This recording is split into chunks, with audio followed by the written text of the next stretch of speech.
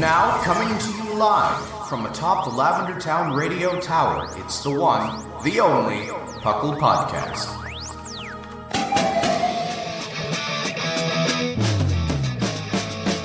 It's PUCL! PUCL! It's PUCL! PUCL! Pokémon Underground Champions League, oh yeah! PUCL! PUCL.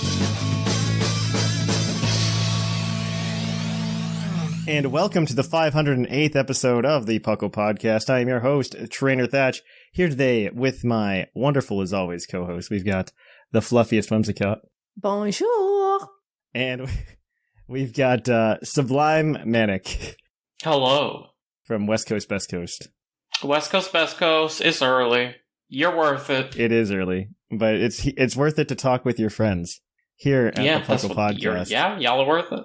Oh. PUCL, of course, standing for the Pokemon Underground Champions League, a nonsensical name we came up with in 2007, where we talk everything Pokemon, from the video game to the trading card game to everything in between.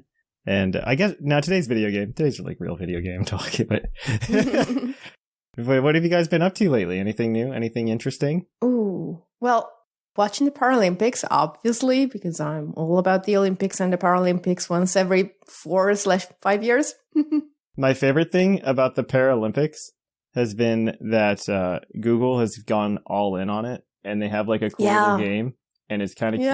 Yeah. I'm really into it. I might have played the whole thing at work.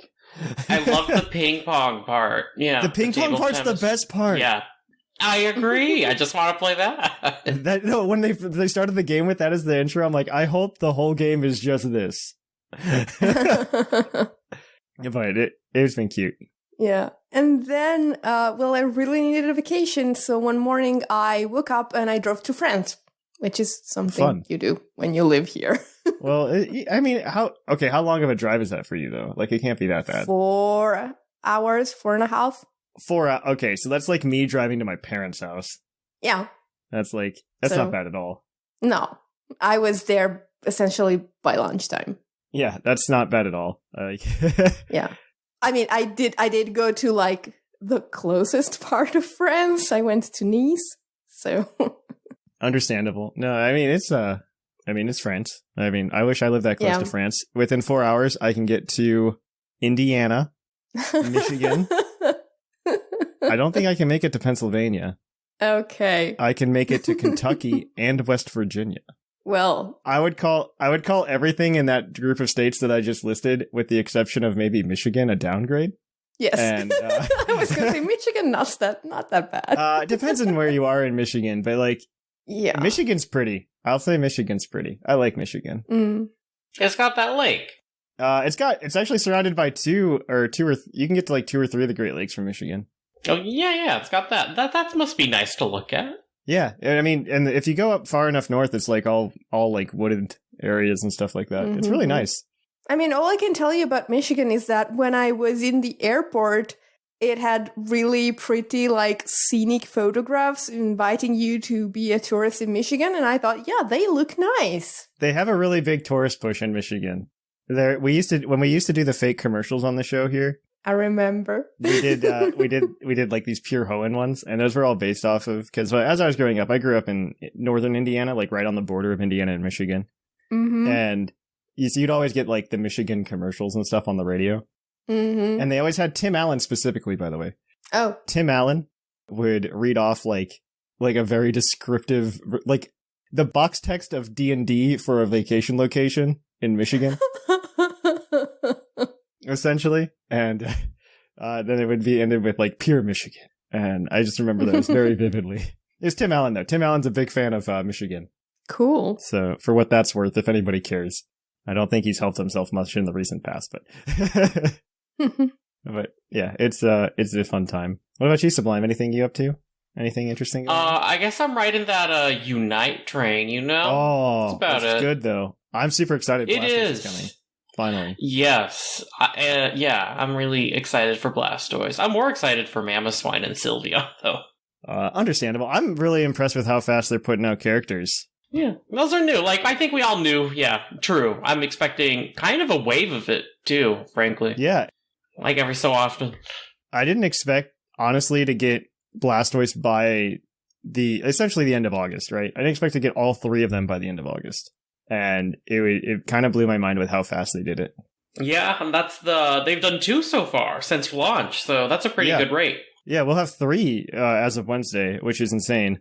Yeah, I'm just blown away with how many characters they've put out in like 5 weeks. It's very promising. I hope it keeps going. Same. And the game's fun. The company's horrible, but the game's fun.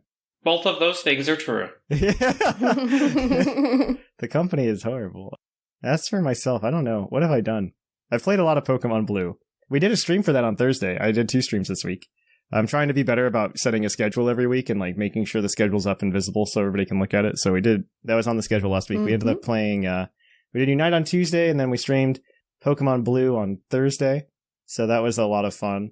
We got. It was a very chill stream. We got to hang out, and I was very upset at Pokemon Blue because I've gotten to the Safari Zone, and so for those of you at home who are not keeping up, because I like took a 2-month break when I started doing this, is that I'm trying to like 100% Gen 1, so I'm trying to get the full like living dex in Gen 1, whole shebang, and I was very, I've been looking up speedrunning guides, by the way, on Pokemon Stadium, because like I wanted 100% Pokemon Stadium as well, which is, it looks like it's going to be a chore. Chore is the right definition.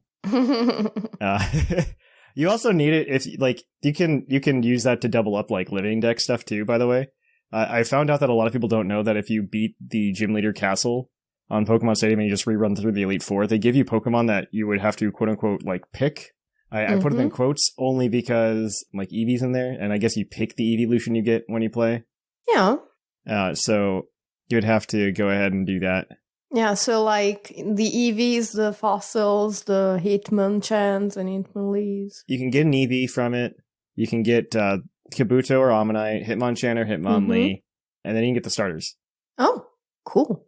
So it's pretty much everything that like you would have to make a choice to get. That way you could, with one game, realistically get all of the Pokemon. That's really good. Outside of version exclusives, I guess I should say. Okay. Because you're not getting a version exclusive, right? Yeah, but you like this way you only have to play through Gen 1 twice instead of 3 times. Yes. Though I'm kind of upset I didn't play Yellow. And my reasoning for that is because in Safari Zone, by the way, in Pokemon Blue, it's absolutely nonsense. So you get like the limited number of steps in Safari Zone, right? And like you've always traditionally gotten. And in Fire Red and Leaf Green, there's like a really good way you can cheese that, because you can like just tap the D-pad and you'll just like spin in a circle on your spot. Yeah. It won't count. So that doesn't exist in Blue and Red. Oh. In Gen 1, that doesn't exist. In addition to that, all of the encounter rates for things like Kangaskhan and Tauros and Chansey, although I guess those specifically, are only 4%. And I guess Pinsir/Scyther as well. But those are all 4%. So that's a 1 in 25 chance of just running into them.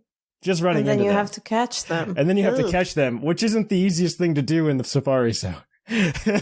Yuck. So the whole thing is very much yuck. And I may have to institute a glitch to make it easier on myself. Because 4% is nonsensical. Yeah. Like, they obviously knew it was a problem because I was looking up Gen 1 encounter rates and like the yellow encounter rates were there, and they bumped them up to 10%. Yeah. And I'm just like, that's what should have been done to begin with. But man, my opinion of like Gen 1 being quote unquote harder than other Pokemon games, 100% true. I think Gen 1 is way harder than any modern day Pokemon game, but not in a good way. Yeah, I think we now complain that they've done this too much, but you can really see that the early games are meant for children who have hours and hours and hours on hand to play those games. Yeah, especially like playing through the remakes, I've been like, oh man, I'm just like, how did I spend so much time with this as a kid, you know, when you play the remakes? And then you play this game. Yes. And I'm like, I know how I've spent so much time on this now. Yes, you needed to. You had to absolutely do it. Like, I'm an adult playing it, and I am having the hardest time of my life being able to, like, make it through, especially with gyms, because right after Erica, everything just kind of ramps up like crazy. Mm-hmm. And you're like under-leveled by something like 30 levels. Or not 30, 10 levels. You're at level 30 and you need to get like level 40. And so it's absolutely nuts. Yeah, and the grinding is horrible. It is. Oh my gosh, the grind is horrible. It's not fun. They did a really good job. Like, we pooped on Black and White when it came out a lot, with the exception of maybe Sublime. I didn't. It's gotta look good. I'm talking about the community. But like the experience, the way they handle experience in that game is way better. Yeah. Yes. It's way better. But yeah, that's what Thatch has been doing. That's what we've all been doing. And on that note, we're going to go ahead. We're going to kick it on over to the news, and we're going to see what Pokemon's been doing. So let's cue that epic music.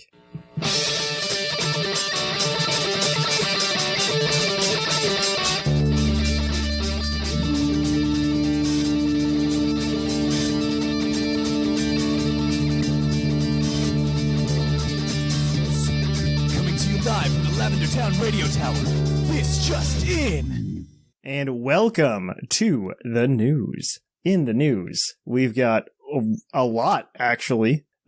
First of all, like Sublime and I mentioned earlier, Blastoise is coming to Pokemon Unite on September 1st, so that's exciting. I'm actually pretty amped for this. I'm amped for this. As somebody, yeah, I'm just being silly. You know, I don't play. Yeah, so. I've been, so like I really like Slowbro, and it looks like he plays like Slowbro, but might actually be good. Mm-mm. So pretend that means anything to me. Well, Sublime might know. I feel bad for Slowbro because it's not like he was even the best at his job, and then they nerfed him. Right. Slowbro's not that good. But we'll see what happens.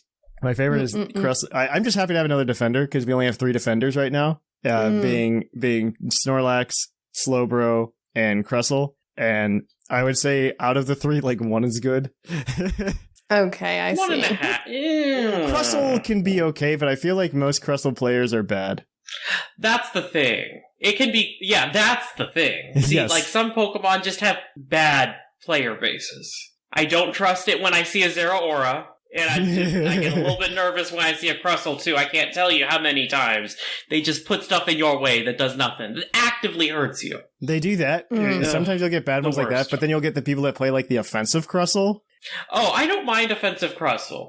But some of them think that they're just like invincible as offensive Crustle, and they're not. And so they get way too aggressive. But yeah, that's Pokemon Unite. I'm actually pretty excited for this. I'm excited for Blastoise. All right, moving on then. I guess Whimsicott, you get this next one. Yep.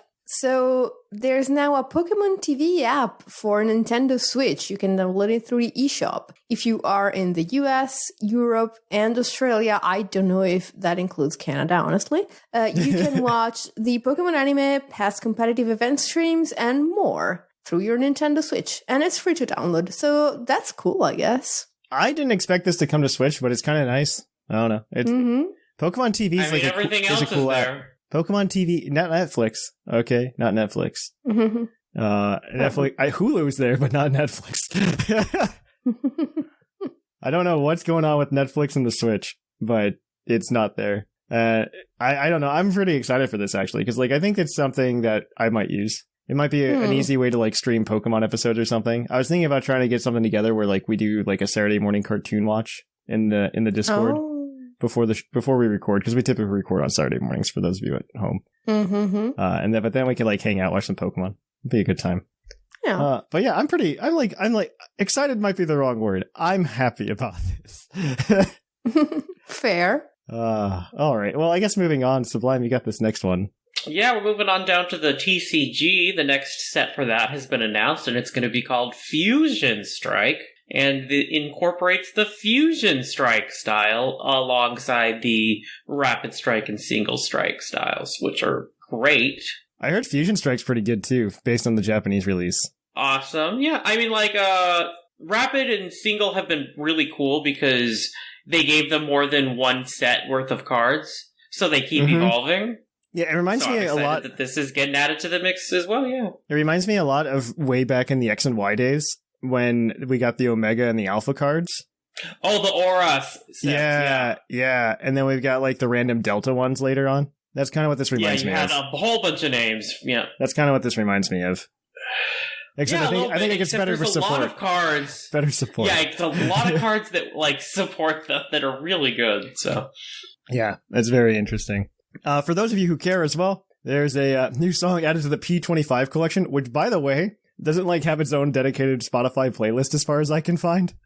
And it's the first bilingual song on the album, being both in French and English. It's called Gamer Girl, or Game Girl, not Gamer Girl, just Game Girl. My apologies. They've dropped, like, I can't keep track, because I figured this was what was going to happen, was they're going to announce this album. They're going to, like, slowly trickle things for, like, the first 3 months, and they'll be like, oh, poof, we forgot we have to finish this. And then we're just going to get flooded with it at the end of the year. And that's 100% what's happening. Kind of, yeah. It's 100% what's happening with this album. How many tracks are they doing? Okay, so my assumption is 25, right? You do 25, because it's the P25 album. Yeah. But I don't know. They didn't announce literally anything about this other than, like, yeah, we're doing music. And then we got, like, vague Pokemon references and a Hootie and the Blowfish cover by Post Malone. None of this makes sense to me. This album makes zero sense to me. Ariana Grande has a tattoo of Eevee. That's promising. I hope so. That'd be cool. That's promising. I'd be down for it. I don't know. We'll see. I mean, I would love like the final thing on the album to be like a popular artist singing the original Pokemon theme song. I think that would be really cool. Cute. Yeah. I think that would be really cool, but I don't think it's going to happen. I don't either. All right, moving on to video game battling news. We got a couple new things in there. I'll let you. I think I accidentally made Sublime do this one, so Sublime, you're doing this one. You're up That's again. all good. The next online event has been announced, and it's a single battle event called Mythical Melee, and it only permits legendary and mythical Pokemon. So cool. Live your Ubers, anything goes fantasies. Registration is open until September 9th, and the event runs September 10th through the 12th. You get your standard 50 battle points for doing it. That's an interesting This is meta. fun. Yeah, go break the game. Yeah, I really I like what they've been doing. They've been actually this time they've been really good about supporting mythicals and like letting you use them in competitions. So I've kind of been a fan of Gen 8 doing that. Granted, not all the mythicals are there, so like Darkrai can't be used or something, but... And the VGC's doing the legendary stuff this year, too. Like they do every so many years, you know? Well, they're doing it just to see... They've been really... I like the way they've been handling VGC in Gen 8 in general, where they're just like, every 3 months we have a rule change. Keep up with that. And... Yep. It's worked out pretty well. And the other news is it hasn't been 3 months yet, so for the month of September, there's a new season of online ranked battles, but it still uses the Series 10 format, where Dynamax is banned and the team is allowed to have one restricted legendary on it. I'm excited to see what Series 11 brings us, and maybe Series 12. Series 12, I think, is going to be the more exciting one, actually. I think Series 12. Yeah? We'll learn a lot based on Series 12 rules. Yeah. Well, if you do the math, like, so Series 11 will start in November. Yes. And so that's when BDSP drops. And we've got confirmation that VGC lives on Swish. Yes. Series 11, based on how long they've been running Series recently, is going to run until the end of January. And early February, we'll get Series 12. And it'd be interesting to see if they if we get confirmation whether or not like BDSP mons are coming to Swish. The thing is, they said we'd get home compatibility early 2022 in 20. Did they say early 2022? It'll be early 2022.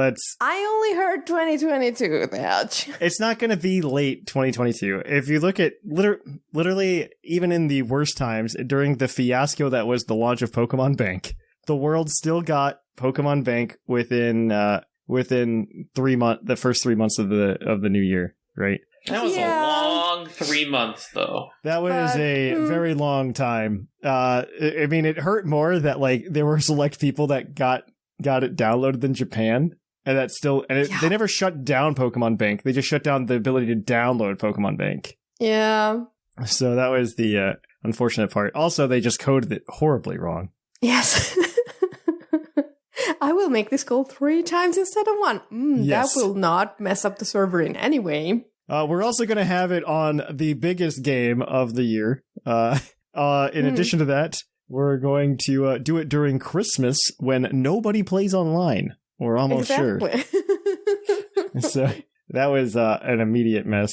All right, moving on to Pokemon Go. The next Pokemon Go event, it's not really an event. They do seasons every 3 months. And the next Pokemon Go season is going to be the Season of Mischief, which begins on September 1st. It's going to be focused on Hoopa, the confined form, the little baby Hoopa. and will feature a long series of special research quests to obtain it, with the first being on September 5th. The event is called Misunderstood Mischief. Later events for it also appear on September 8th and 21st, and others will appear also in October and November. You cannot transfer it to home for the time being. September 5th will have a special event between 11 a.m. and 5 p.m. where there will be rotating hourly spawns of Psychic and Ghost/Dark Pokemon. During the season, Pokemon will change. In cities, Shuppet, not Shrubbish. What, is that even a Pokemon? Mm-hmm. Shrubbish. You're blending the two. Shrubbish. You made a Pokemon Shrubbish, fusion. It's a fusion Shrubbish. Pokemon. That sounds like a new grass type starter. Shrubbish. Yeah. Shrubbish. It's not. Shuppet, Shrubbish. Yeah, it's Gothita will appear more in cities and forest areas. Teddy Ursa, Shelmet, Carablast will appear more. In the mountains, Geodude, Rhyhorn, and Slugma will appear, and near water, Krabby, Horsey, and Mantine will appear more. Riolu, Noibat, and Dino will appear in 10-kilometer Adventure Sync eggs. Yay. Get walking.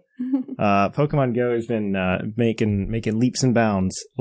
It exists. Moving on, Yeah. Whimsicott, you get this next one, I guess. Yep. In September, your research breakthrough will be Ditto, and if you're not excited about that, it will make Shiny Ditto available in case you like blueberry jelly better than strawberry jelly.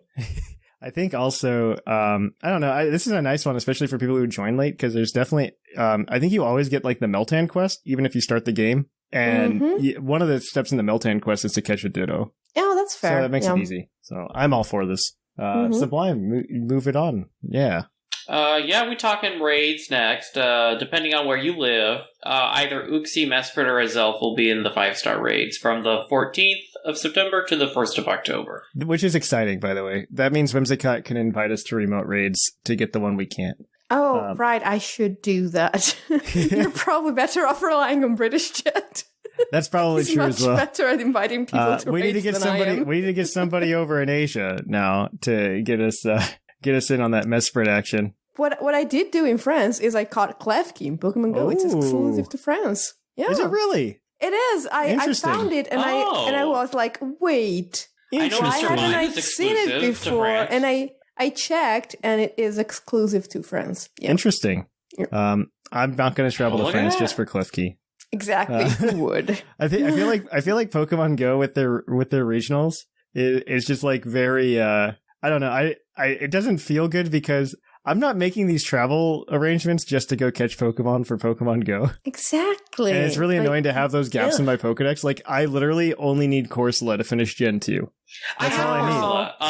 I don't have Pokemon Go on this phone, but I can download it for you. I'll give you a Corsola next time we see each other, yeah. Yeah, because Corsola, I was just within the Corsola range back when I lived in Texas. True. That's true. Oh, yeah. Yeah. I actually have a bunch of you know what? Corsola for My that brother reason. lives in Texas now. I should make him do it. Depends if he's south enough, but yeah. I'll make him drive south enough. I won't make travel arrangements for myself to go catch these Pokemon, but I'll tell my brother I'll make to. someone else I'll make Corsola. I'll make somebody else do it. All right. The Psychic Spectacular event will run from September 8th to 13th with familiar faces and a new Pokemon making its debut. Sure. What Psychic type haven't they done yet in Gen 6? I don't know. The Spotlight Hours. Gen 6? In Gen 6, yeah. What Psychic types are there? The cat is there. Yeah, but we already got Esper. Exactly. So they had more than that, right? Yeah. Delphox. Delphox is psychic. Delphox is already there. Yes, Delphox is already in the game. We're taking a new Pokemon. It's a Psychic Spectacular event. Is Inkay in the game? No. I don't think so. Maybe it's Inkay. Yeah, Inkay is Psychic Dark. Might that be could Inkay. be the one. Yeah. It could be Inkay. I could see it being Inkay, making it in. I'm into that theory. Do you have to hold your phone out upside down to evolve it? I believe you do. I bet that you would be do. nice. I believe you do. All right. So there's Spotlight Hours as well. For September 7th is Spoink with 2 times Stardust. Baltoy on the 14th with 2 times Catch Experience. On the 21st, you have Skitty with 2 times Catch Candy. And on the 28th, you have Alolan Meowth with 2 times Transfer Kit. I think they always do like an Alolan like once a month. So it's kind of nice. I mean, you can find them in the wild, nice. so I don't, well, whatever. Yeah, it's fine. So every Monday in September, you will find a box containing a remote raid pass and other items in the shop for free, I guess. For 1 coin, probably. Yeah, probably 1 coin. Because they want you to almost same difference. They want you to get hooked on that remote raid pass drug. Yeah. They really do. Which is fair. It's literally what they should have put in the game initially. Yeah. All right. Sublime, take us home. This is good big news. Niantic reversed course on shortening the distance to interact with Pokestops and gyms after universal backlash. Yes, I don't know that anybody was like, yeah, this is a great move. Seriously. So they're maintaining the 80-meter distance that they introduced last year. As they should. To be fair, some of the arguments people were making about this were not great, but some other arguments were extremely fair and valid, especially like augmenting the accessibility of the game for people. I agree with that. So I'm very glad that Niantic listened to the right voices and didn't just dismiss everyone as, "Ooh, these people are screaming for nothing." You know, I think you also need to do it. They needed to do it because their game is buggy. Like it's been 5 years. The game doesn't run smooth. The GPS location doesn't work incredibly well. Because there'll be times where I'm physically standing next to where a stop should be, but my guy's like off walking down the street. Yep. And so I'm like, well, I can't spin the stop. But after they doubled the distance like they had for COVID, like I was always at least within the range, you know? I think they needed it for their margin of error. That's what Thatch is saying. That's also a fair assumption, yes. I think they just needed it for their margin of error. I think the game just runs smoother with that outside of the accessibility, which is a good argument, by the way. I mean, it is a solid argument. But it was almost the only one that I cared about, besides the, some stops are only accessible as they're set if you like cross a busy street. Yep. Or something like that. That is also true. The increased distance, No, it made the game better in every way. So they were dumb. I think they were trying to do something that would make people pay to get that distance to come back. And then they realized that was a bad idea. I think they were setting something up. Because there's stuff in the code they found for like upgraded Pokestops or something like that. Oh. Yeah. And I'm sure it was something that you'd have to pay for that, for the privilege of using. That is, that's nasty. Yep. If that's what it is. Yep. What privilege? Well, they're making enough money as it is. They did a good job of like letting that one go. Yes, just don't. Let's just not, guys. All right. The next one is for PUCL news. We've got the signups for the 500 Club tournament open up this Monday. So as soon as this is released, it's going to be a 5-week Swiss round tournament event followed by a top cut where players will create 6v6 teams utilizing only Pokemon with base stat totals below 500. With exceptions, there is a ban list. There is a ban list. What's on the ban list? I forget exactly. Toxapex, I think Slowbro and Slowking. Slowbro and Slowking. And Ferrothorn, maybe Double Eight. I don't know. There's a few things that are barely below 500, but are like completely insane if you're only playing with below 500. Yes. The rules, the sign-up sheet, and the ban list are on our Discord, pucldiscord.com. And lots of practice game replays to watch on Discord for those interested in the event, or who may not be accustomed to 6v6 or the Smogon rules, but definitely come on over, try it out. It'll be a fun one. This is like a fun tournament set. I'm excited to see how it goes down. Yeah, use all the monkeys. All the monkeys. All right, on that note, that's going to be it for the news. We're going to kick it on over to PUCL's Poke Quiz, where we're going to quiz your co-host on their insane Pokemon knowledge.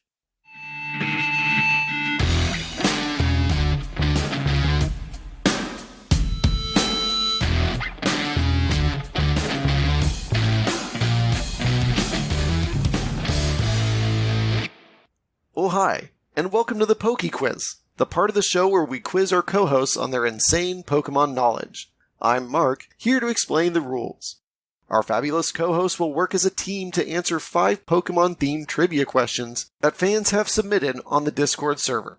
Each question is worth 1 point, with Pokedex and multiple answer questions worth more, for a total of 7 points. The host can use a free hint at any time. If they get all the answers correct and do not use the hint, they can cash it in for an 8th point. And welcome to PUCL's Poke Quiz. Thank you for reading those rules for us. And we're going to go ahead and get right into the trivia. Our first one is going to come from Skullmane Banky.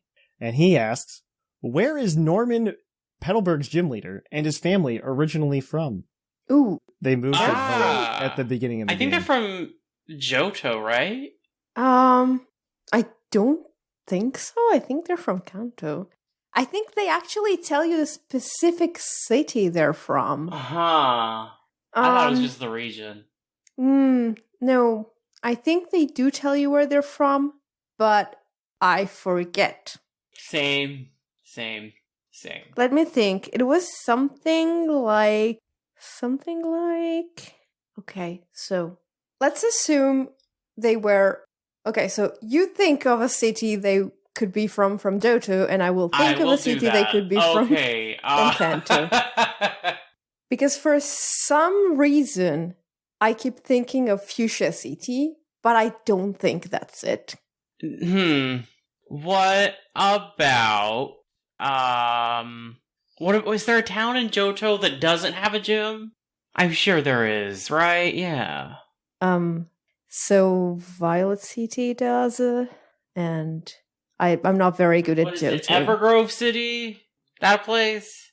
I don't know. I also think... Cherry Grove City, maybe. I don't know. Cherry Grove. I don't think that's it. I like the idea. I'm gonna need an answer. Yeah, we're lost on this one. Crud. I want to say it's either Fuchsia City or what's... Oh gosh. We can just go with Fuchsia City, because I don't know. Yeah, I don't know why it came to my mind. And Fuchsia's a nice color, so I'll give it to Fuchsia for the color. Let's go with Fuchsia City. Fuchsia City is unfortunately incorrect.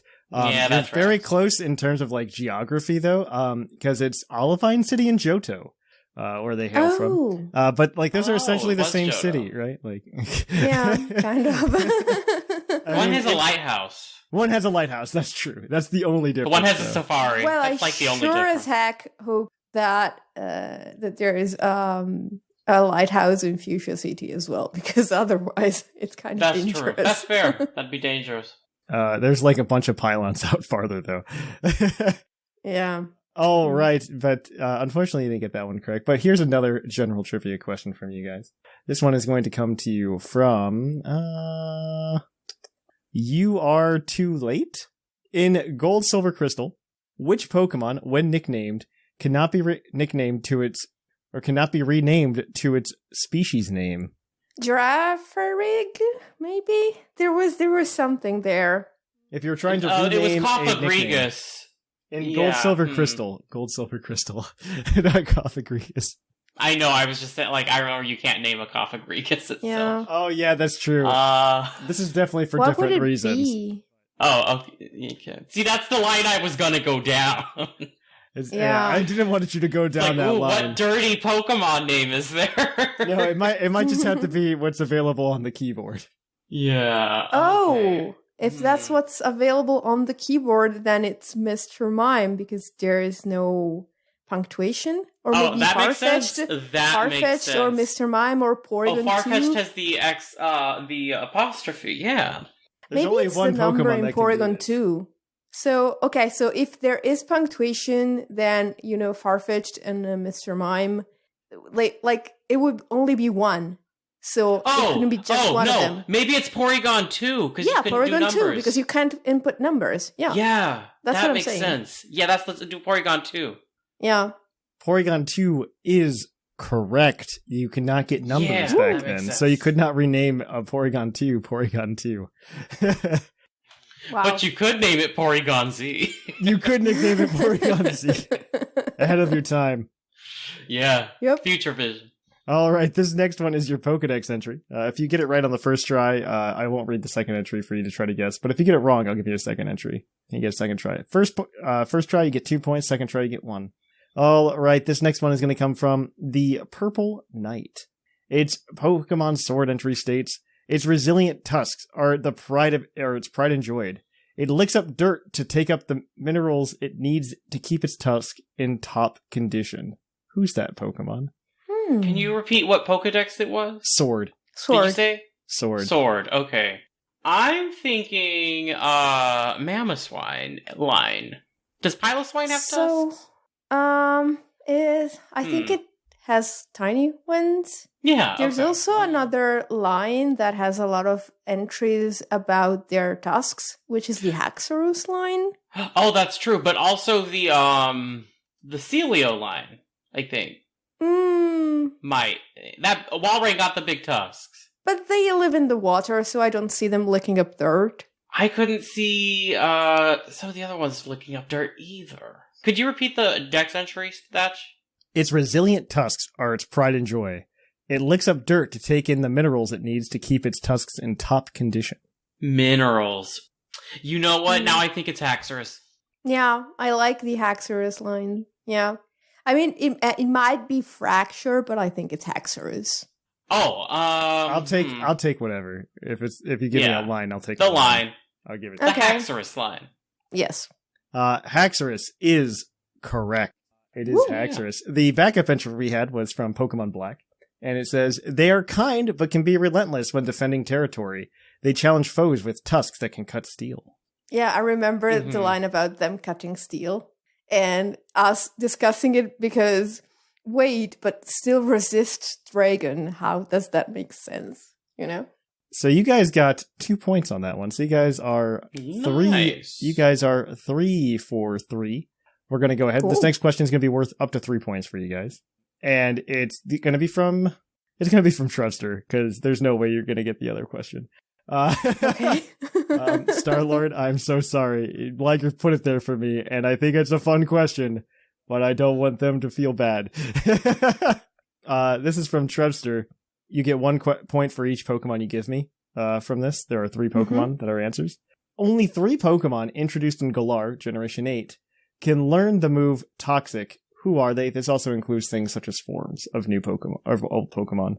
Okay, well, I'm assuming Toxtricity is one of them. That is correct. Cool. That is 1 point. Also, maybe Eternatus? It's a poison type. That is also correct. Poison type. Cool. There's one more. Well, so another Pokemon that was introduced in Galar and is a poison type is Galarian Weezing, but I don't know. It would make sense. Are you going to lock it in?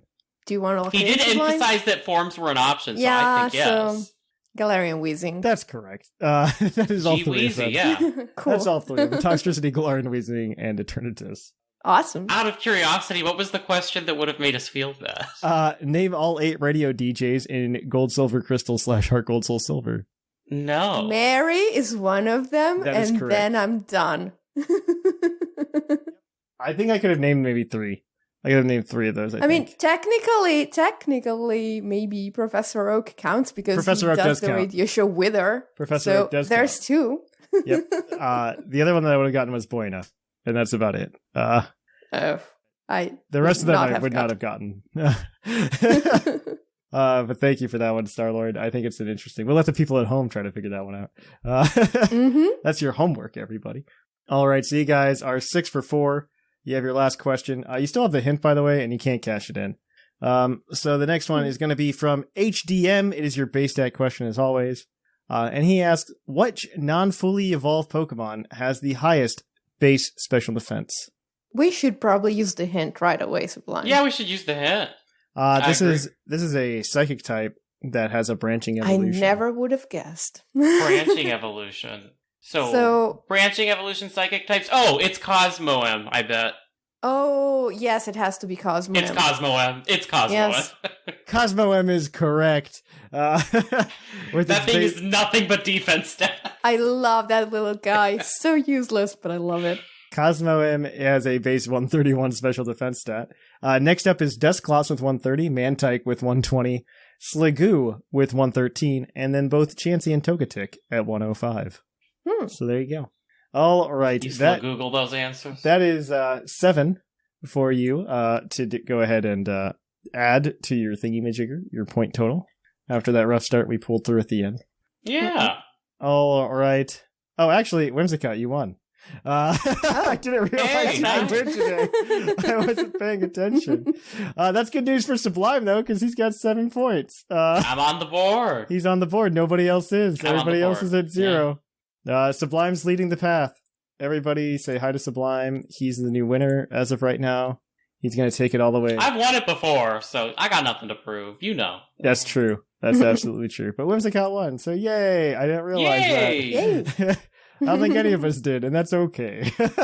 No, to be fair, I did had a moment this morning where I was like, wait, am I not at 25 I forgot. points or thereabouts? You were at 26. And then I forgot again. Okay, so I completely forgot because I didn't check beforehand. All right. Well, that's it for trivia this week, guys. If you want to tune in for more PUCL Poke Quiz, you can next week. So until then, we're going to trivial. Ooh, that's a good catchphrase. Maybe we'll start. I like that, right? Oh, man. Yeah. I'm going to start using that. Okay, so keep it trivial, and we're going to kick it on over to the topic. Hey, guys, if you haven't already, be sure to head over to Patreon and check out our PUCL Anime Club podcast, where we go over Pokemon journeys, talk about the episodes. You can listen to the commentary in real time as you watch the show, or you can just go ahead and listen to our review episode that we do at the end. You just have to go over to Patreon and be at the $5 tier to be able to access it. I think it's been a lot of fun making, and I hope if you decide to go and listen to it, you have a great time listening to it as well. But until then, keep on listening to the show, and you've got a topic to get to. And welcome to the topic. Our topic today is going to be what regions would be cool to do another Let's Go, or not Let's Go, oh my gosh. The Legends. The Legends, the good one. Yes, the good one. We say it before it's been released. It is significantly more promising at this point in this reveal cycle compared to what Let's Go was. That is my take on it. I have zero enthusiasm about the remakes coming out this year, but a ton of excitement for Legends, so yeah. The cool thing about Legends is just that, I mean, they're adding new Pokemon the right way. I think, we can all go back to the failure that is Melmetal and Meltan. Yes. And talk about how, that was a bad way to introduce a new Pokemon, to get people to buy your spin-off mainline game. Yeah, it was incredibly cool as a reveal, but then the way they used the new Pokemon was abysmal. Meltan's reveal was really cool. Meltan itself, I think, is dumb for a lot of reasons. Mm-hmm. The biggest one being you can only evolve Meltan in Pokemon Go. That is super stupid. Which is very bad. They should not have done that. When Sword and Shield came out, Meltan should have had an evolution method in the mainline games, because at that point you're just like, seriously, Pokemon Go, yeah, guys, I don't expect Pokemon Go to live forever. I'm gonna be honest with you guys. No, and not every child has a smartphone. Exactly. I just don't expect Pokemon Go to last forever, and I think it's really poopy in terms of dex completion type stuff. I can trade you a Meltan, but then you can't do anything with it, because you can't send it back to Go. Yeah, it's stupid. Maybe they'll retroactively implement it further. Oh, I think at some point it's going to happen. And I think it's going to happen when Go dies. Thatch is making a really bold prediction that Pokemon Go will not make it another 5 years. It'll still exist in 5 years, but it is going to be limping. That's fair enough. Because the only thing Pokemon Go really has going with it for it right now, because they haven't really added anything new to the gameplay of Pokemon Go in, I think, since the introductions of raids, in all honesty. And maybe trading. They added trading, the thing that should have been there all along. So Pokemon Go hasn't really added anything of value in a very long time outside of introducing new Pokemon. And they're able to do it because they can introduce a new generation every year, which is exciting because it's a new starter, everything. But the problem is they're on Generation 6 right now. Yeah. We're going to get to Generation 7 pretty quick here. Generation 6, 7, and 8 don't have a lot of Pokemon in them. Nope. So they're going to be slow rolling here. I imagine we're going to get concurrent releases probably with Generation 9. I wouldn't be surprised if that happened. That's my overall belief. But after that, Pokemon Go is not going to be able to add new Pokemon quickly at all. Yep. The game's going to grow stale and stagnant. So that's kind of where I'm sitting on it right now. Just kind of watching it, see where it's going. It doesn't have a lot left going for it right now, which is unfortunate. So we'll see, though. We'll see. I appreciate them trying, and I appreciate them, quote-unquote, revitalizing Pokemon. We'll see, though. But yeah, regions that I think would be cool. One, I think this would have been a way better concept to do for Let's Go, for Kanto, than remaking Kanto a third time. Oh, you mean you see the actual story of Mewtwo coming to life instead of reading it? You could do that. In a diary? That'd be too modern because Mewtwo in particular was made by science, right? It's very recent. I don't know. I would be okay with a Legends game that was more like that. I mean, I like the idea of being a Pokemon researcher, right? I would maybe focus it on Mew instead of Mewtwo. Oh, That, okay. I think, would be what you'd have to do. And you could roll it back to older Kanto at that point. You could have like a Pokemon Legends Mew. And because right now we're at Arceus, and Arceus is kind of like, I don't know, that's kind of starting up pretty high. I guess. Okay, imagine if it was like Pokemon Legends Meloetta. We'd all be like, okay, there's a place to go up from here. But you don't do Meloetta in Gen 5. Like, Yeah, you do obviously. the original dragon. But that's an issue because you don't know the name of the original dragon. So how do you title your game? That would be a great... I think Unova would be a great choice. I think that's 100% make an original dragon. Yeah. So we talked about it when we were planning for the show. Planning the cop, And I think it would be a really... Like, I honestly think remakes are old news now. I don't think a traditional remake makes any sense to do. Other Gen than 5? No. Especially for Gen 5. I think they will, though. They will. Because they just are doing that. Yeah. I think they will, but I don't think it's necessary anymore. Especially if they're going to do something like Legends for it, where you could be like, hey, let's rewind the clock. Let's do the original dragon. And you call it like Pokemon Let's Legends. show the splitting of the dragon. That would be super cool. You call it Pokemon Legends, Unova, or something like that, instead of Pokemon Legends Arceus. Or not even Unova. You name it whatever, because they're not going to call it Unova, because they're going to want to they're going to throw in some regional Pokemon, right? You can call it Kyurem. That's the thing that makes the most sense. Oh, Pokemon Legends Because what Kyurem. you get at the end of the game is Kyurem, because the dragon splits at the end of the game. I see what you're saying. And Zekrom go off each on their own way, and you are left with Kyurem. That sounds satisfying. That they have like a great opportunity with Unova and the dragon. Yeah. Yes. You could have like the one dragon to rule them all, right?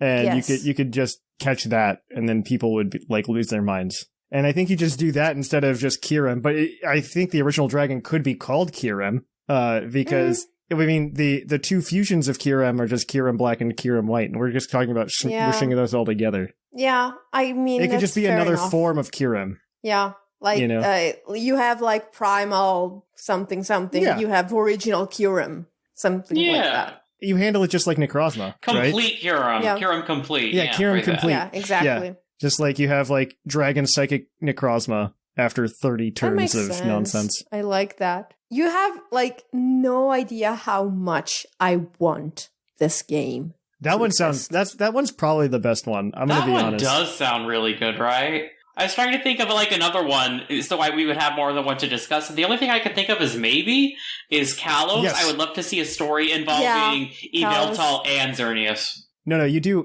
it with AZ.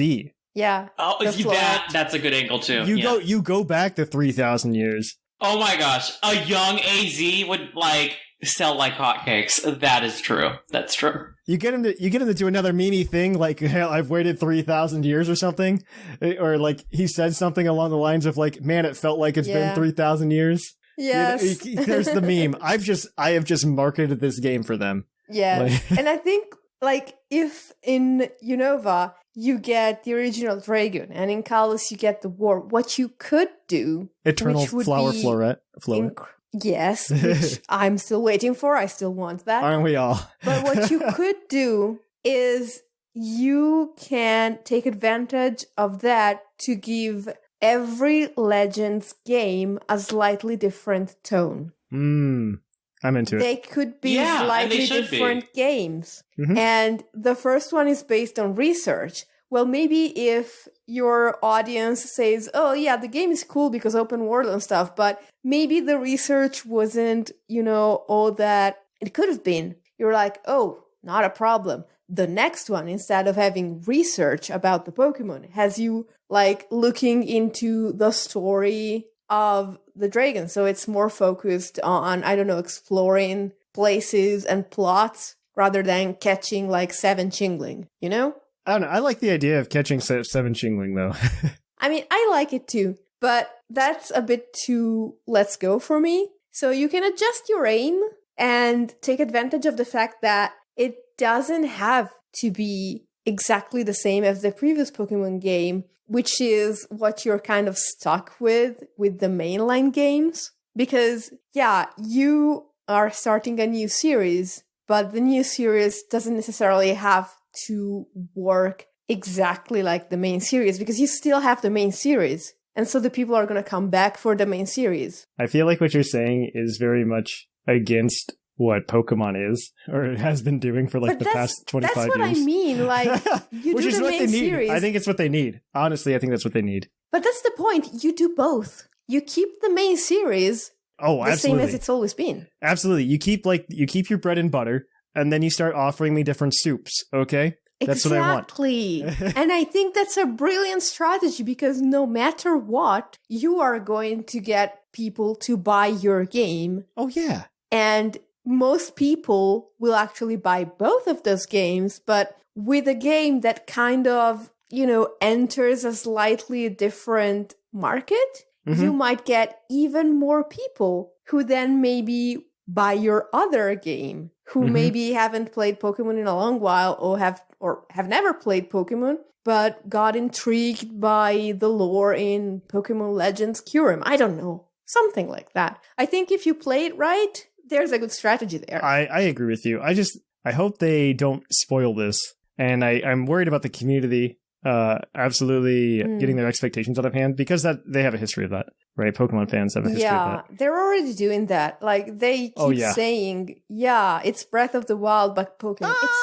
It's not. It's not. I think, like, the best case is it's like Monster Hunter, but Pokemon. I was calling it actually the cross between Monster Hunter, Breath of the Wild, and Pokemon. That's literally how I was describing it. Because it's not that much Breath of the Wild, and people need to, I don't think it's going to be as much Breath of the Wild as people are hoping it is. No.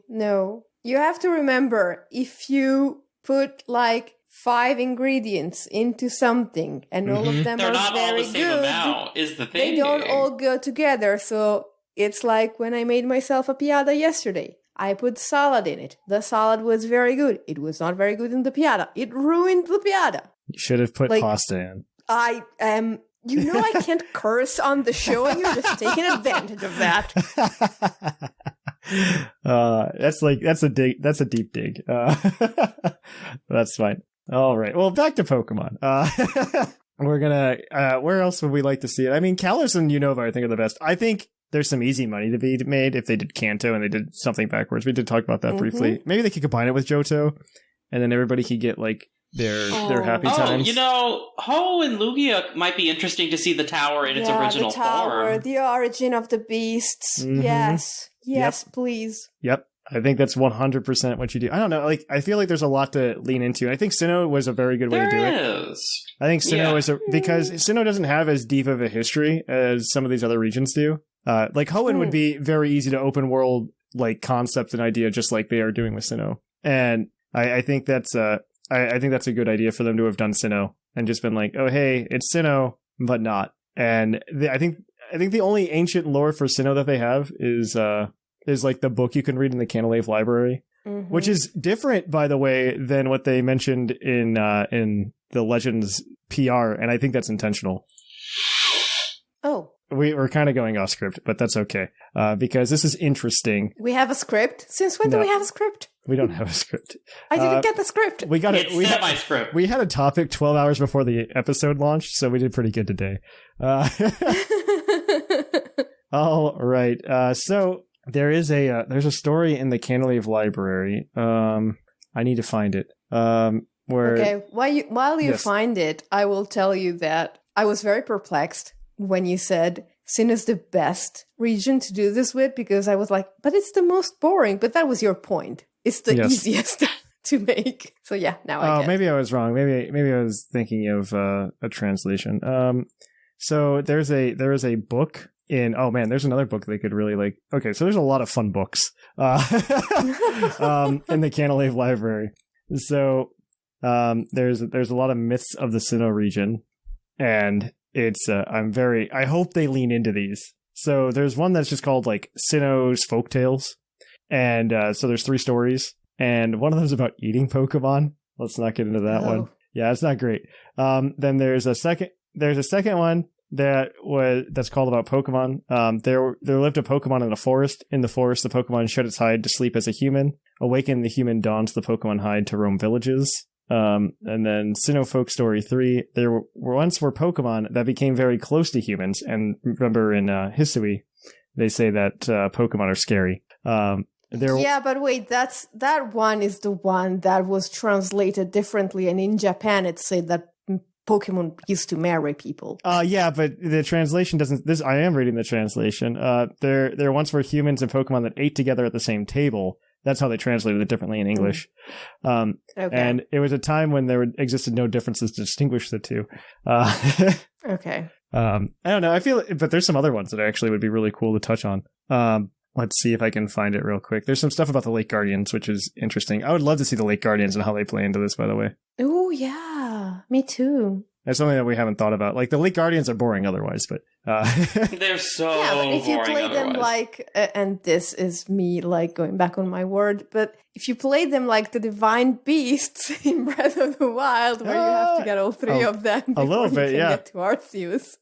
I feel like they're going to be somewhat involved in that, right? So here's a fun one. It's the Veilstones myth. A young man, callow and foolish in innocence, came to own a sword. With it he smote Pokemon, which gave sustenance with carefree abandon. Those not taken as food he discarded with no afterthought. The following year no Pokemon appeared. Larders grew bare. The young man seeking the missing Pokemon journeyed afar. Long did he search far and wide, until he did find. He asked, "Why do you hide?" To which the Pokemon replied, "If you bear the sword to bring harm upon us with claws and fangs, we will extract toll. From your kind we will take our toll, for it must be done. Done it must be to guard ourselves, for it I apologize." To the skies the young man shouted his dismay. "In having found the sword, I have lost so much." Gorged with power, he grew blind to Pokemon being alive. "I will never fall savage again. This sword I denounce and forsake. I plead for forgiveness, for I was but a fool." So saying, the young man hurled the sword to the ground, snapping it. Seeing this, the Pokemon disappeared to a place beyond seeing. It'd be interesting. I don't know. It just seems interesting that there's these myths that they could be doing something with. Young man throwing a sword. Bleak, but interesting. It's bleak but interesting. Yes, I agree with that. I don't know. There's definitely some things that I'm very interested in. I don't know. My brain just keeps being consumed over and over again by my desire for the Legends Unova game. So that would be really cool. I keep distracting myself. I honestly hope my hope deep down inside is that Gen 9 doesn't come out next year. And this is just like the start of Pokemon realizing what they have? Question mark. Because I don't think they can keep infinitely adding Pokemon forever like they have been with generation after generation after generation. And they might need to slow that roll a little bit. On one hand, I agree with you. On the other, I think the generation in which your main fighting game for the online battles and competitions and stuff has been the same since the beginning of the generation is maybe not the right one to be the first to stretch this long. This is more hopes and dreams than I think what will happen. But what I would like to see happen would be you take Sword and Shield. In a perfect world, all the Pokemon from BDSP and Legends Arceus make it over. And honestly, I think there's a better chance for that than there was before the Direct a couple weeks ago.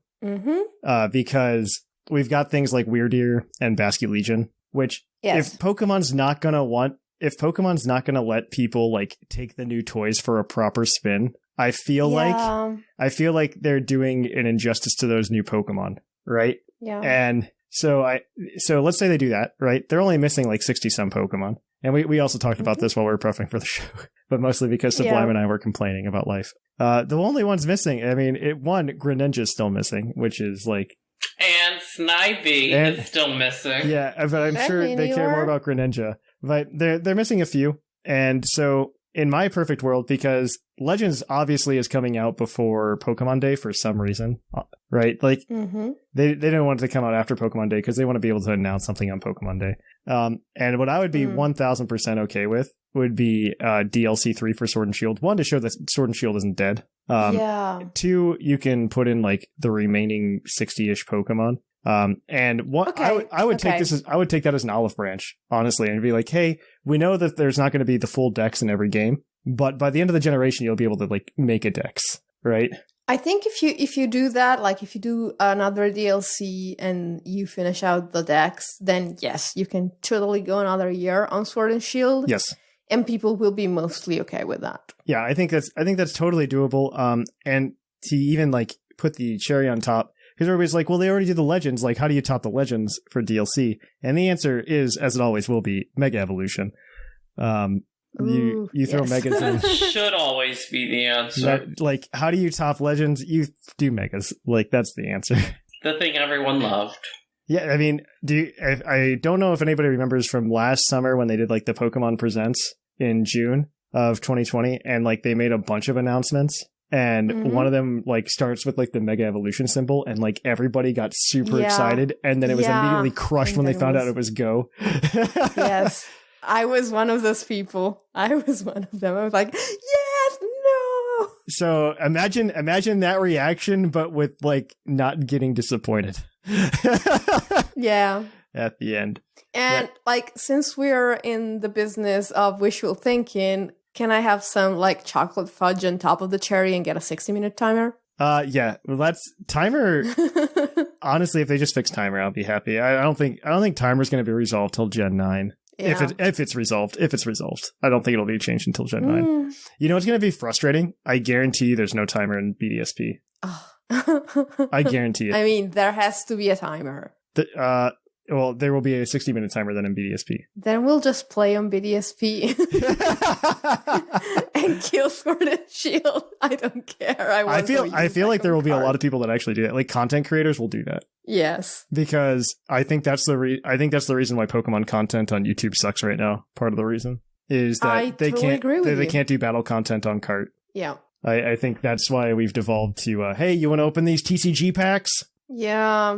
And look where that got us. Yeah. Yep. Very sad. Yep. But yeah, I don't know. There's nothing else I really want to talk about. Anything else you guys, any final thoughts from you guys? Legends looks promising, so I do hope it continues. Sticks in a way that Let's Go did not. Yes. Let's Go was terrible. Yes. Stick the landing.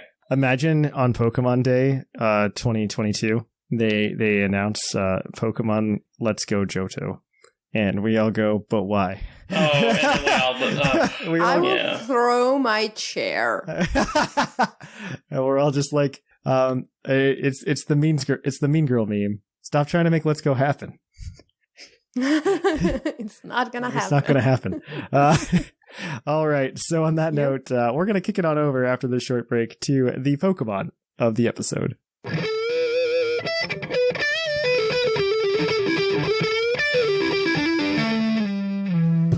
Episode. And welcome to the Pokemon of the episode. Our Pokemon of the episode this week is National Dex 898, Calyrex, the High King Pokemon. The Pokemon Shield Dex entry for Shadow Rider Calyrex stands. Legend says that by using its power to see all events from past to future, this Pokemon saved the creatures of a forest from a meteorite strike. Ooh, okay. So Calyrex Shadow Rider is the one we're focusing on today. We have a BSS team for it. It is unfortunately very frail because of its Ghost Psychic typing, which gives it a ×4 weakness to, I believe, Dark and Ghost. And Ghost. Yeah. Which kind of sucks. Its only weaknesses are ×4 weaknesses, by the way, which makes it even worse. That's not true. It's no, wait, it is. It is true. It is true. I am correct. I am correct. Interesting. I hadn't noticed that. Its base defense is 80, so that makes like a Sucker Punch hit it like a truck. And HP of 100, so it's not like bad, but it's not 100% great. 85 attack, so you're never running it physical because you've got a base 165 special attack. And an ability that boosts your special attack yes, exactly. when you KO something. So special defense of 100 and speed of 150. My favorite thing about this is I love Calyrex, like both Shadow and Ice Rider, because they have like the as one ability, so that you have both Calyrex's ability and like the horse's ability. But like Calyrex's ability's on Nerve, so who cares? Yes. And so like who cares? It's just like, just give him the horse's ability. Like that's the one we're here for. Like, who cares about Unnerve? So we do have a team today, built to you by Coil. So we've got... Thanks, Coil.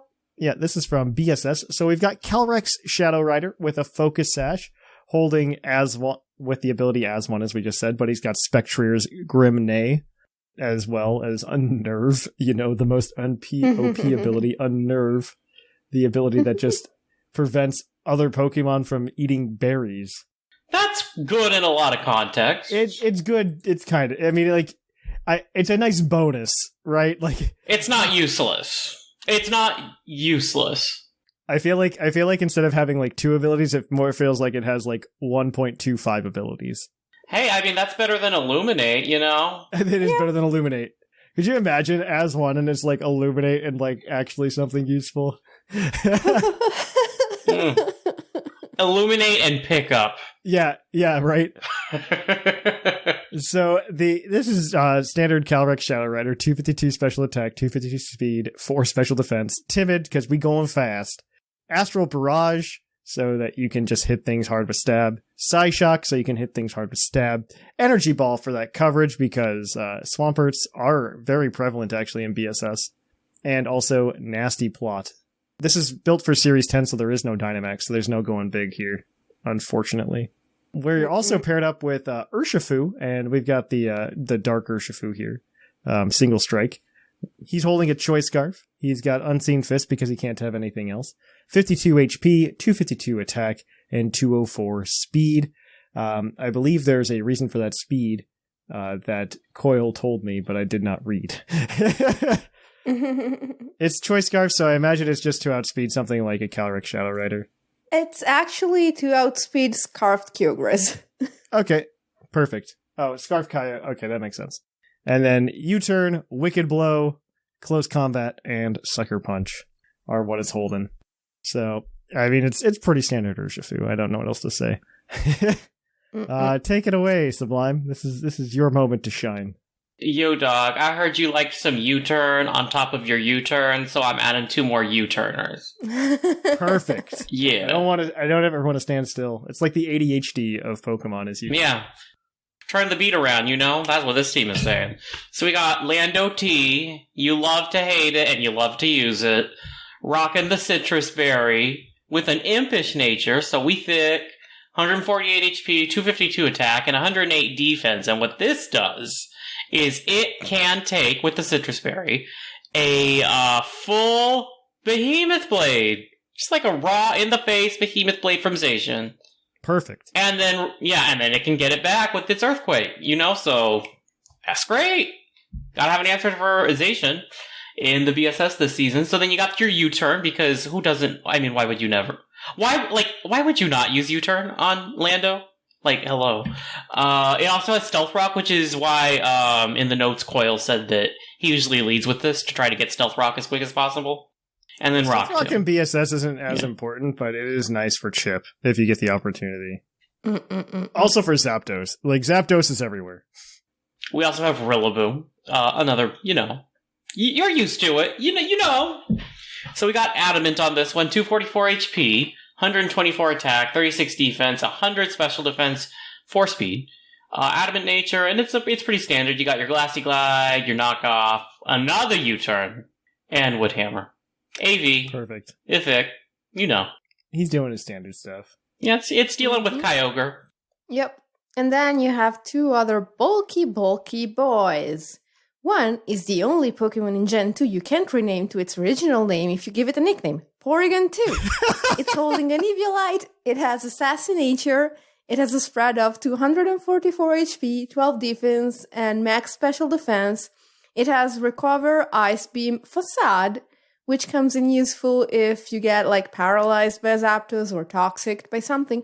And then it has Iron Tail, which is weird, but it can sometimes proc a defense drop on your opponent. So it's an interesting set. Mm-hmm. And then you have Zapdos. Zapdos is holding a Rocky Helmet. The ability is static. It has max HP, 196 defense, 16 special attack, 44 speed with a bold nature. In case your static wasn't enough to paralyze people, you have Discharge. You are, of course, running Heat Wave and Roost, and then Volt Switch, because Volt Switch is like U-turn. Why would you not run it? Yeah. Yeah. Zapdos woke up and chose Violence. Pivots are really good, though, like, just in general. Yeah, always have been. They're my favorite type of thing. Same. So, yeah, try it out if you'd like. We'll get the rental team up for you guys this week. And hopefully you can try it out, as well as the spread. You can just pop it in the showdown if you would like instead, if that's how you would rather roll. You can, of course, if you're a patron, I would say we're going to give away a shiny Calyrex Shadow Rider, but that doesn't exist and is impossible. So. Yeah. I think what we might do is, because Zapdos is so good and everywhere, we'll give away a shiny Zapdos instead. Not Galarian, because that's impossible. So we'll do that. So if you're on Patreon, we're going to give away that shiny Zapdos. Make sure to keep an eye out for that. I usually change them around Saturday or Sunday if I get the chance. If you don't see a post or anything, please just send me a DM on Discord or ping me in the Patreon chat on Discord and we will get that remedied. So with that said, I think that's going to be it for our Pokemon of the episode this week. So definitely give it a shot, try it out, have a good time. And on that note, we're going to kick it on over to the mailbag. It's mail time! Send in your emails! Mail! And welcome to the mailbag. The mailbag is the part of the show where you can write in an email to us here at puclpodcast@gmail.com. We'll go ahead, read it, discuss what you said. And typically we have a prompt. Last week we asked you what you thought of the Pokemon Presents, so I'm excited to see what some of you had said for that. And also, this segment of the show is brought to you by the energy drink Green Tauros, the energy drink that gives you hooves. Hooves, yeah. I'm so glad I didn't sing like I usually do because we would not have harmonized at all. No, it was worth it. We will give the Green Tauros badge to anybody we think started a good discussion. So we're going to go ahead then. And we're going to jump into these emails. Our first one is going to be from, I believe, Vicious. I believe Sublime's got this one. I'm on it. All right. Hey, guys. Not sure who else will be on with Sublime, but hope everyone is doing well. It was just going to be Sublime by himself, but then we decided to help. I mean, no one wanted to work with me. I'm difficult to work with, they said. While I was working and listening to the podcast this week, I was yelling out loud, "Yes, Thatch, exactly," over and over as you talked about the Pokemon Direct. I completely agree with your take on a generation lasting 4 years, especially with DLC. I'm in favor of adding regional variants and evolutions, and I do not think the starters for Legends will change at all. I didn't hear anyone mention this in the last episode, but in the trailer, the trainer is following a Chimchar. I'm wondering if this is because of BDSP/home or if it was planned to be in the game. I have to say I'm a little more pumped for both of these games after the Direct. They are coming out at a perfect time when I will have the ability to put some time into both games. I've recently joined the Discord and hope to get in on some Unite with you guys soon. Please do. Hope you all have a great week. Yeah, we love it. Hope you all have a great week and thanks for what you do. Suspiciously vicious. Also a hot take. Totodile is the worst starter ever created. JK Thatch, Poplio takes it from me. Was never a fan, and I have never used it outside of random showdown battles. Primarina has been pretty good recently. Primarina's good. Yeah. Yeah, we love Primarina. Yeah, Primarina. She's a mermaid. Primarina's been pretty okay recently. It was good for on Colossal teams for a while. But yeah, I appreciate that you appreciate me. Also, the Chimchar thing is because you can catch the starters in BDSP, or not BDSP, in Legends. Like that's been, I think they kind of showed in the launch trailer because they were like Piplups on a beach. Like you can just catch them. Yeah. That's going to be part of the research. So take that for what you will. Like, I don't look into it too much. Also, the people who are looking into starters, by the way, evolving into like Hisuian forms, are incredibly going to be disappointed. Yeah. I think they learned you don't like touch the sacred things. Could you imagine if like Oshawott got a new form, but then like Snivy didn't? Like people would be upset. Oh yeah. And, like, I will let you know right now. Yes. Oh yeah. Yeah, Decidueye doesn't need another form. Like that doesn't need to happen. Yeah, it's definitely cool as it is. Yeah, I maybe you'll get like minor artistic changes, but that's going to be it. I can't see anything more than that.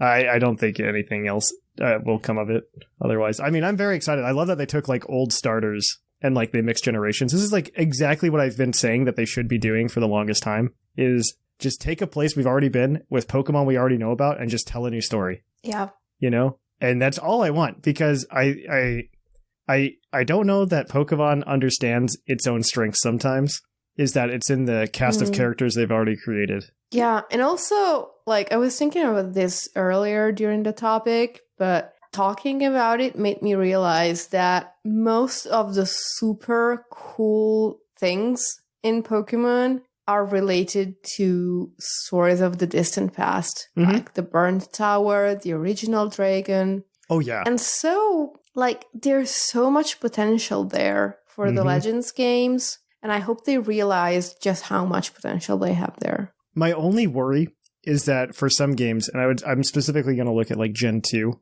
right? We talk about the burn tower and stuff like that. Is that Gen 2 spends a lot of time trying to get you to build up headcanon about what happened. And my headcanon might not match your headcanon, right? Like there's no confirmation one way or the other that like the legendary beasts are based off of like the reincarnated like Jolteon, Flareon, and Vaporeon. Yeah, no, there isn't. But that's like a huge fan theory online. And a lot of people take that as like, this is exactly what it is.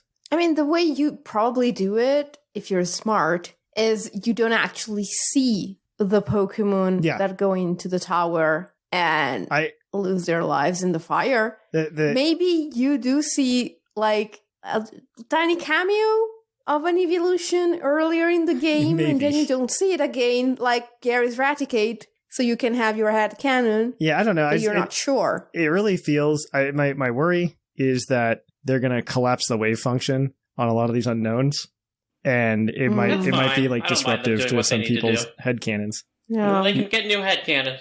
Things change. I agree with that, but I don't know. It's not like I'm thinking from like a longevity standpoint. I also I don't want to hear more complaining on Twitter. Okay, like I'm done. I mean, look, that's where Pokemon is right now, so it don't even matter what they do. There's gonna be complaining. Complaints anyway, no matter what they do. That's true. So you might as well give us something nice and let the complainers complain. Yeah, haters gonna hate. That's true. Sometimes I'm a hater, and I hate. You know, not just Pokemon, just in general. You know. That was not directed at Pokemon. All right. Well, next one is going to be from Nova. So Whimsicott's got this one. Yep. How'd you do, PUCL crew? Again. Nova here, starting this email in on the wee early hours of this Thursday morning commute, and continuing it and writing this entirely on public transit. Fun fact.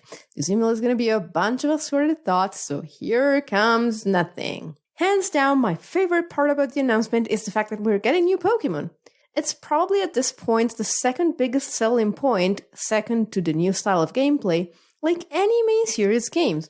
I never would have thought I'd be so obsessed with Basculin, and yet here I am, standing metal AF Ghost Fish. I wasn't surprised when I saw it happen, but I'm still glad Game Freak integrated post-Gen 4 mons in the best way possible, updating them with regional forms and evolutions. I think there will only be new forms and evolutions for mons in Generation 5 and maybe 6, however. They literally showed Hisuian and Growlithe. We literally saw one from Gen 2. We literally saw Growlithe. Exactly. So, no. Yeah.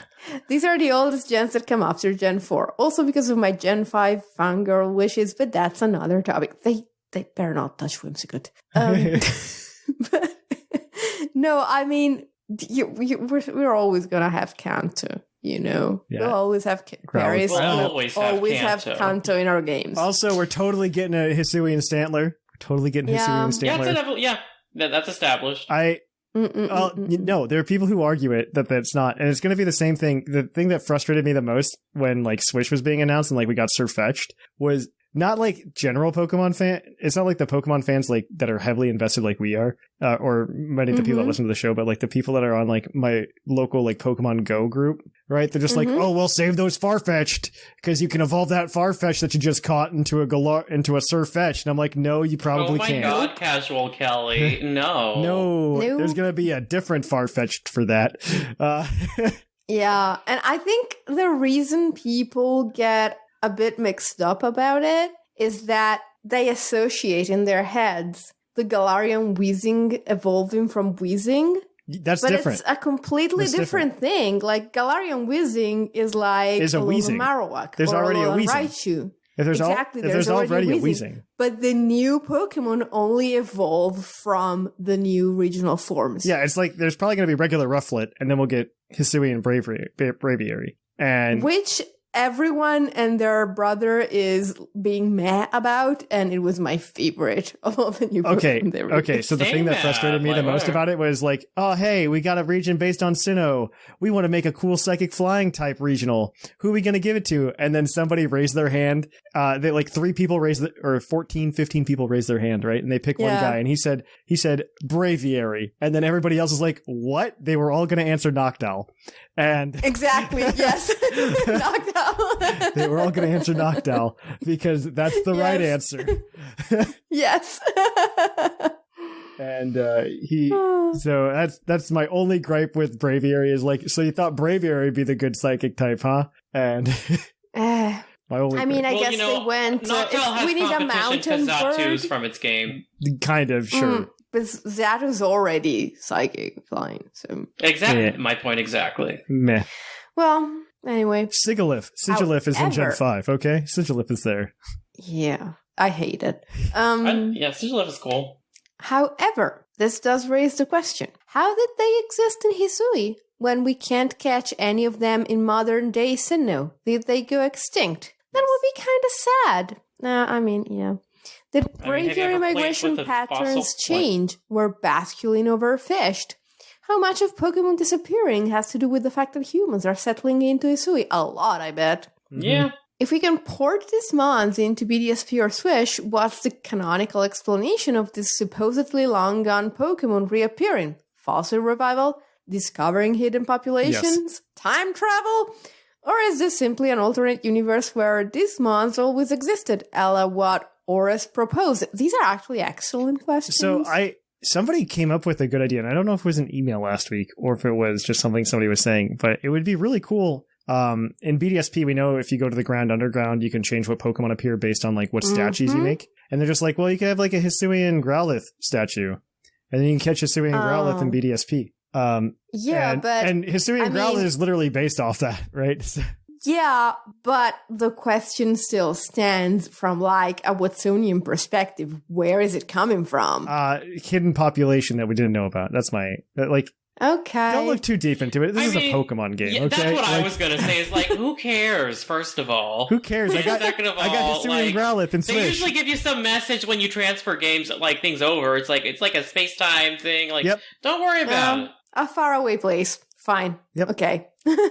Yeah, I think it's very like that reasonable. faraway thing. Like, I think that implies there's like a space and time travel kind of situation. Absolutely. Another unanswered question that I hope Game Freak answers. Why exactly is Hisui being settled in to begin with? I mean, because that's what people go do. Places. You know, that's just what we do. That's just what we do. Judging We went to the by moon. The look of the yeah, exactly.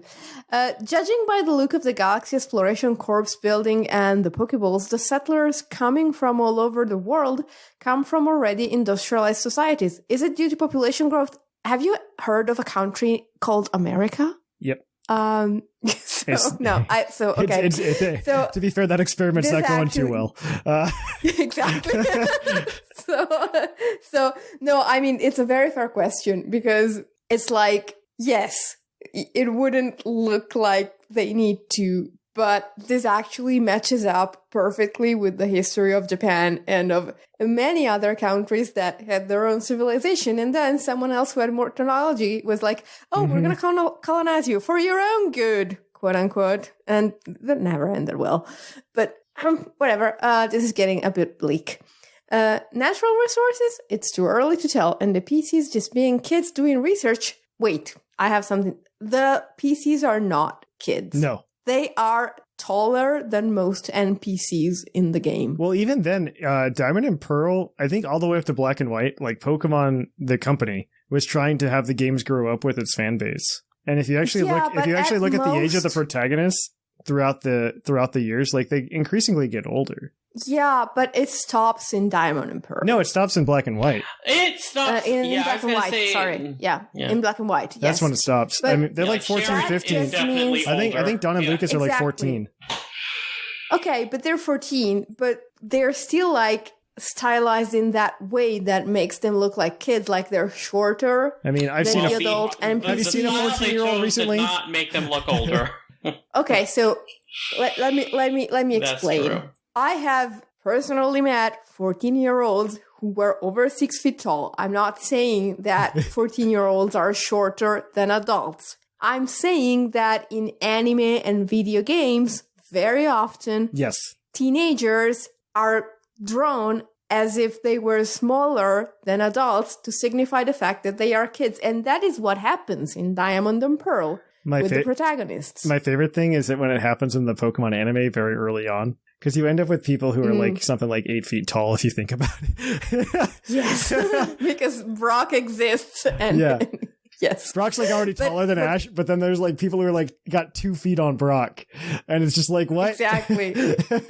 Like even Jesse and James are significantly taller than Brock. Yeah, which is stupid, but whatever. No, my point is the characters in Legends Arceus are taller than most adult NPCs. You can see that in the trailer. They're not kids. They're probably meant to be like 19, 20. I could see that. 21. I could see that. Which is weird because their faces are exactly the same as Donald and Lucas, who were drawn to be like 13, 14. Yes. So it's weird. Well, they literally just took the character design from...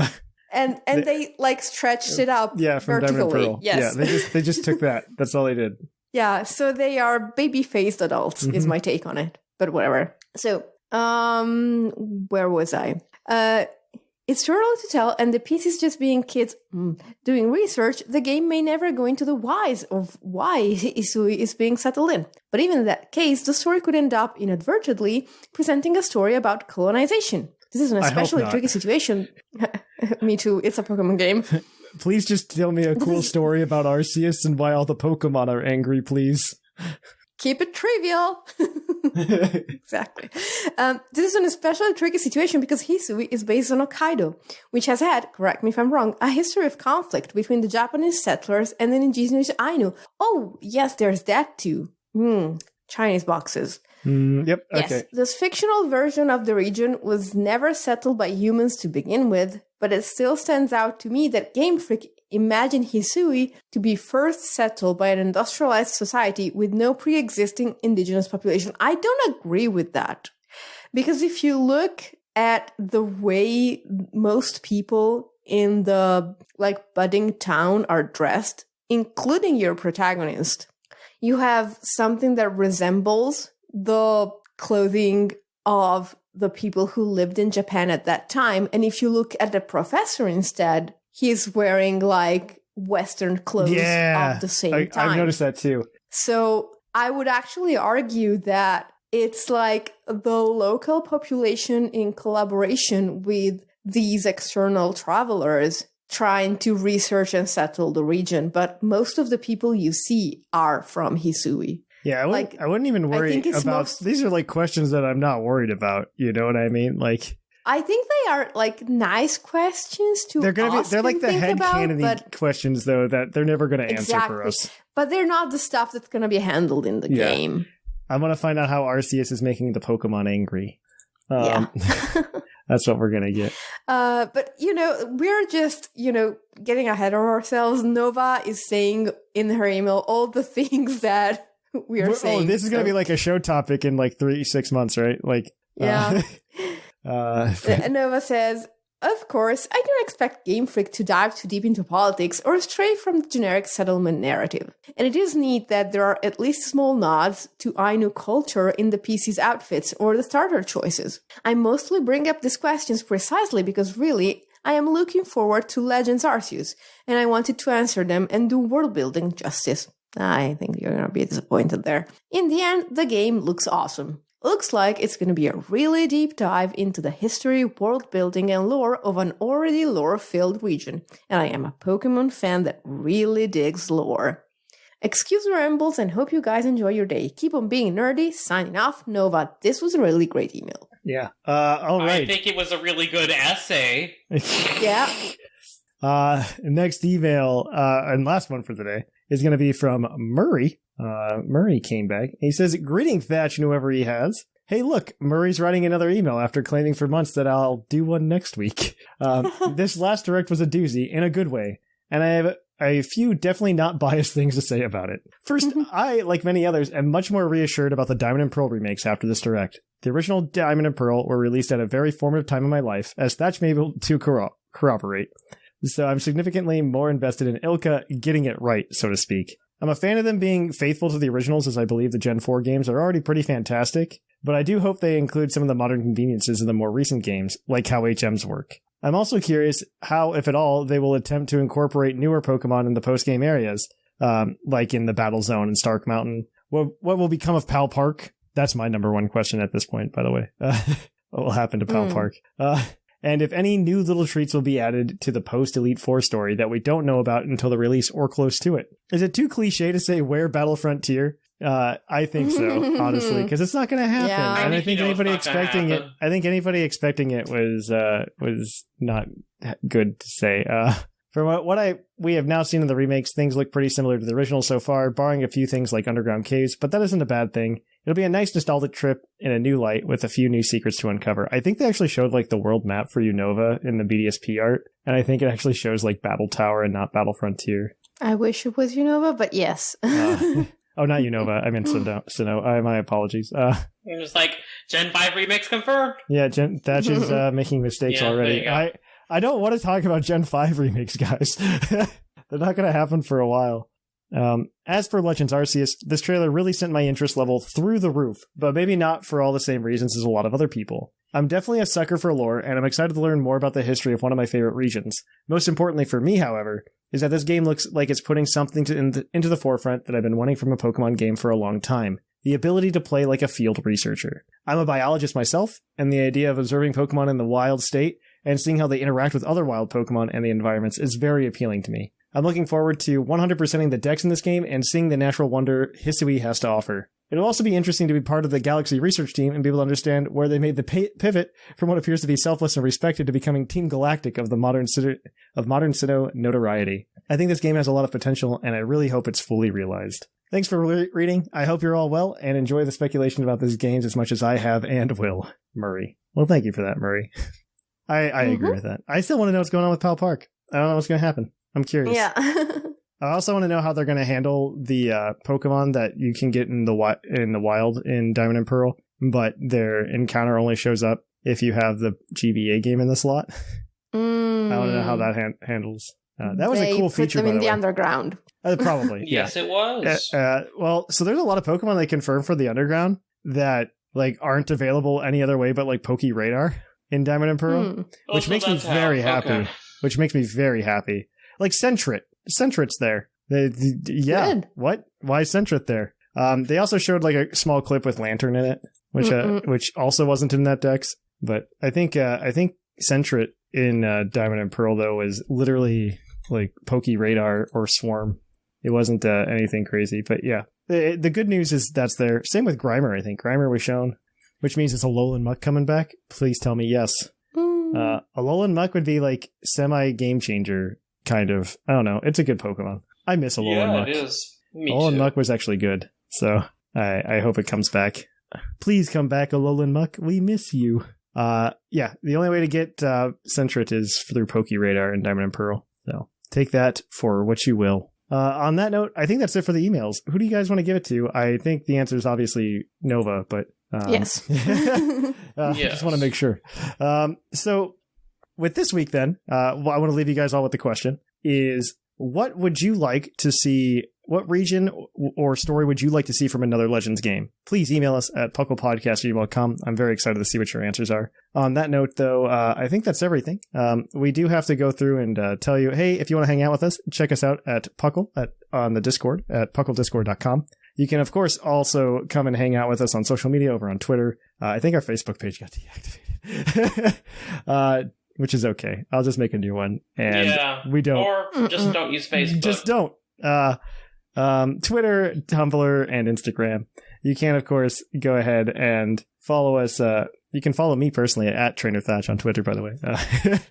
I tell fun stories sometimes. Maybe I should start being a science literature person on Twitter. Probably not, but I'll probably tell you more stories about Pokemon. And then, of course, you can always find us over at YouTube at youtube.com/PuclPodcast. You can also come to Twitch at twitch.tv/ThePuclPodcast, where I stream twice. I'll probably stream twice this week as well, on Tuesday and on Thursday. It'll be a good time. And I hope that you guys will show up. On Tuesday, we'll probably play some Unite, and on Wednesday or Thursday, we'll probably play some Pokemon Blue, so I can keep grinding through my game and hopefully get there one day. Let's see. Anything else I usually say? Oh, if you want to support the show, drop a Twitch Prime sub.